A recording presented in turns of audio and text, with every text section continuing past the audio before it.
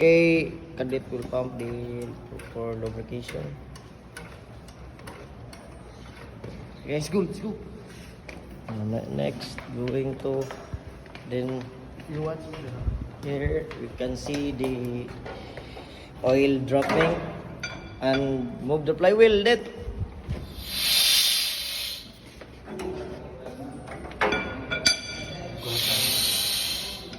i-DJ ako kayo na to.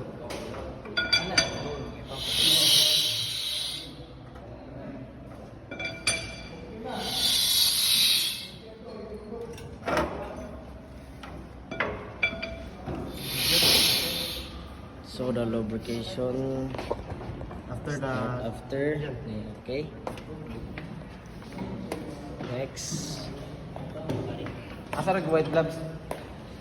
here we can see this jacket pulling. You can open that, and then the suction going to the here inside the engine.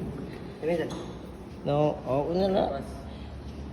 Here the suction going to engine, going up, and then to the outlet.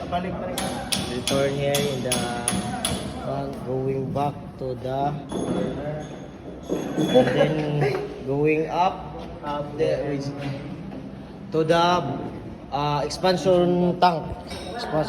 So this is the bypass valve. When winter season, open the valve, then close in summer season. Not fully closed, but crack open. Okay, then proceed. So Ang tank ko to. okay na to sa expansion tank. So going to air compressor next.